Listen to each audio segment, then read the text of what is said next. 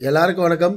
நேற்றுலேருந்து தமிழ்நாடு முழுக்க ஒரு செய்தி ரொம்ப பரபரப்பாக மக்கள் பேசிகிட்டு இருக்காங்க. ஊடகங்கள் எல்லாருமே, அரசியல் தலைவர்கள். என்னென்னா, இந்தியாவில் முக்கியமான ஒரு பல்கலைக்கழகமான அண்ணா பல்கலைக்கழக வளாகத்துக்குள்ள ஒரு பெண் கல்லூரி மாணவி, 2ஆம் ஆண்டு படிக்கும் கல்லூரி மாணவி ஞானசேகரன் என்ற ஒரு நபரால் பாலியல் வன்புணர்வு செய்யப்பட்டதா அந்த பொண்ணு வழக்கு கொடுத்து இன்றைக்கி அது ரொம்ப பரபரப்பான செய்தியாக போயிட்டுருக்கு ஊடகங்களில். இது நான் ஏன் இப்போ உங்ககிட்ட இதை பற்றி பேச வந்திருக்கேன் அப்படின்னா, என்னோடய படம் கடைசியாக வந்த பகாசுரன் படத்தில் நான் இப்போ என்ன நடந்திருக்கோ அந்த பொண்ணுக்கு அதை அப்படியே நான் காட்சிப்படுத்தியிருந்தேன். அதுக்கு என்ன அர்த்தம் அப்படின்னா, இப்படியாப்பட்ட விஷயங்கள் சமீப காலமாக, அதாவது இந்த மொபைல் விஸ்வரூபம் எடுத்ததுக்கு அப்புறமா ரொம்ப அதிகமாக நடந்துகிட்ருக்கு. அதை இந்த பெற்றோர்களுக்கும் இந்த கல்லூரி மாணவிகளுக்கும் சொல்லணும்னு சொல்லி அந்த நோக்கத்தோடு எடுக்கப்பட்ட ஒரு திரைப்படம் தான் பகாசுரன். ஆனால் படம் வெளியானப்போ அது இவர் கல்லூரிகளுக்கே பெண்களை படிக்க போகக்கூடாது சொல்கிறாரு, பிற்போக்கு தங்கத்தை புகுத்த பார்க்குறாருன்னு இதே ஊடகங்கள் தான் அன்றைக்கி அந்த படத்தை மக்கள்கிட்ட தவறாக பிரச்சாரம் பண்ணாங்க. இன்றைக்கி என்ன நடந்திருக்கு, அந்த படத்தில் சொன்ன அந்த காட்சி அப்படியே நடந்திருக்கு. இந்த பெண் 2ஆம் ஆண்டு படிக்கிற மாணவி, ஒரு 4ஆம் ஆண்டு படிக்கிற ஒரு மாணவனோட இவங்க ஹாஸ்டலில் தங்கியிருக்காங்க. இரவு நேரங்களில் இவங்களுக்குள்ள 2 பேருக்குள்ள ஒரு நெருங்கிய நட்பு இல்லைன்னா காதல் அது மாதிரி எதுவும் இருந்திருக்காது. இன்னும் கரெக்டாக தெரியல, நம்ம அந்த பொண்ணை தவறாக சொல்ல முடியாது. ஆனால் ஏதோ ஒரு விஷயம் இருந்திருக்கு. அவங்க ஒரு மறைவான பகுதியில், ஒதுக்குப்புறமான பகுதியில் 2 பேரும் தனியாக சந்திச்சிருக்காங்க. இதை ஞானசேகரன் என்ற நபர் அவங்க 2 பேருக்குள்ளே இருந்த அந்த நெருக்கத்தை படம் பிடிச்சி, இதை நான் உங்கள் அப்பா கிட்ட, அந்த பொண்ணோட அப்பாவுக்கு நான் வாட்ஸ்அப்பில் அனுப்பிடுவேன், உங்கள் அப்பா கிட்ட அதை காட்டிடுவேன், காலேஜோட ப்ரொஃபஸர்கிட்ட, பிரின்சிபல்ஸ் கிட்ட, வைஸ் சேர்மேன் கிட்ட நான் இதை காட்டி உங்களை கல்லூரியிலேருந்து இடைநீக்கம் செய்ய சொல்லிவிடுவேன் அப்படின்னு மிரட்டி அந்த பொண்ணை தன்னோட பாலியல் இச்சைக்கு சம்மதிக்க சொன்னதாகவும், அந்த பொண்ணு மறுத்ததுக்கு அந்த பையனை போட்டு அடித்து அப்புறம் அந்த பொண்ணு அவங்க ஹராஸ்மெண்ட் பண்ணி இது இப்போ வழக்காக பதிவாக இருக்குது. எனக்கு என்ன சந்தேகம்னா, கண்டிப்பாக அந்த ஒரு தனிநபர் ஒரு அண்ணா பல்கலைக்கழகம் மாதிரி ஒரு கேம்பஸ்குள்ளே போய்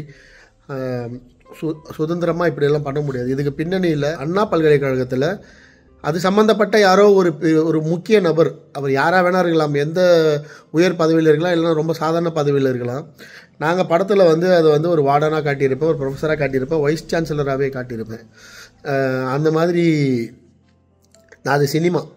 ஆனால் நான் நடந்ததை நான் கலெக்ட் பண்ணி தான் நான் சொன்னேன். அந்த மாதிரி இந்த வழக்குலேயும் யாரோ ஒரு முக்கியமான நபர், அவரோட தூண்டுதல் இருக்குது. அவர் இந்த மாதிரி நிறைய விஷயங்கள் தொடர்ந்து இந்த மாதிரி ஞானசேகரன் மாதிரி ஆட்கள் மூலயமா பண்ணிகிட்ருக்காங்கன்றது என்னோடய சந்தேகம். ஸோ காவல்துறையினர் ரொம்ப தீவிரமாக அந்த ஞானசேகரனை விசாரித்து இதுக்கு பின்னணியில் இருக்கிறவங்களையும் வெளிச்சம் போட்டு காட்டணும். இது மூலயமா பெற்றோர்கள் இது மிகப்பெரிய விழிப்புணர்வு எடுத்து உங்கள் பெண்களுக்கு தயவுசெய்து அட்வைஸ் பண்ணுங்கள்.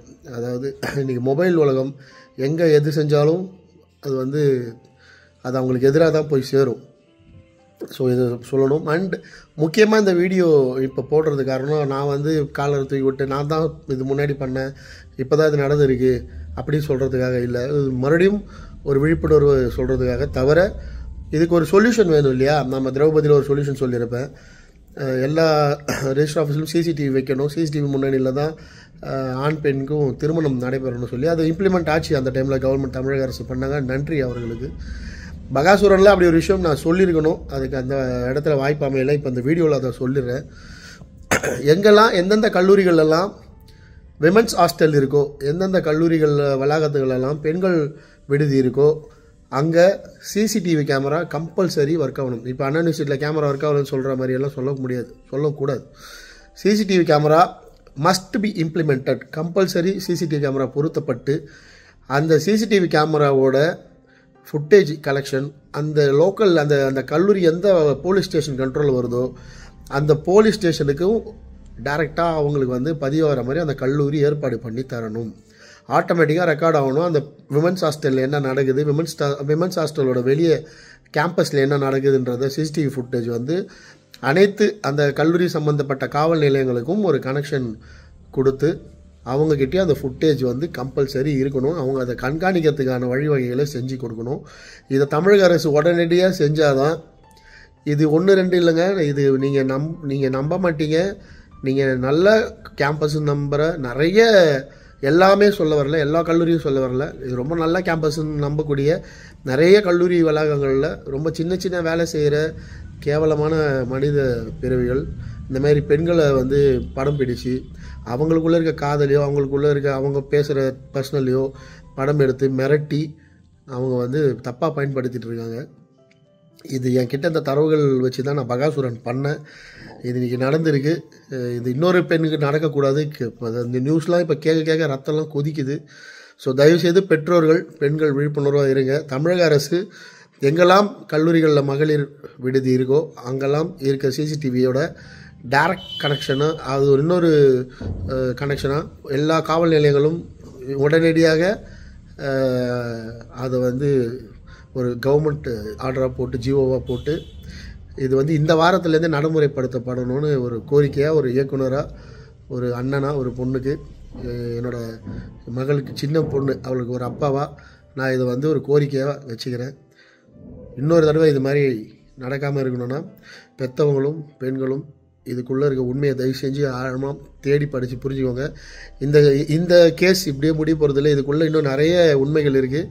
அந்த உண்மைகள் உண்மையிலே காவல்துறை வெளியே சொன்னாங்கன்னா இது ஒரு மிகப்பெரிய அவேர்னஸாக, இது ஒரு மிகப்பெரிய சமுதாயத்தில் ஒரு பெரிய அதிர்வலையும் ஏற்படுத்த போகின்றது உண்மை. நன்றி.